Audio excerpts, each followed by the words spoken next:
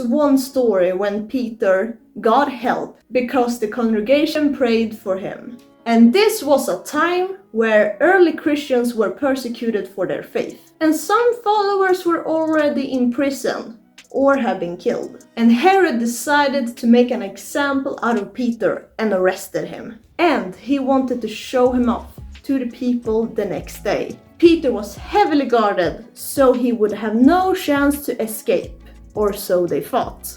While this was happening, the congregation prayed for him and hoped that everything would be okay, because they believed in the power of prayer. So at night, when Peter was still asleep in his cell, an angel came with a shining light and woke him up.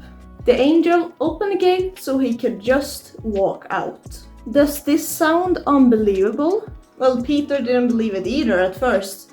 He thought he was just seeing a vision. But when Peter was outside and understood what has been happening, he said, "Now I know without a doubt that the Lord has sent his angel and rescued me from Herod's clutches." After that, he ran to John's house, John, who is also called Mark, where they prayed for him. When Peter was there, banging at the door, a girl named Rhoda heard him. She was so happy that she told the others, and they didn't believe her at first and called her crazy. But when they heard Peter's voice themselves, they opened the door and believed.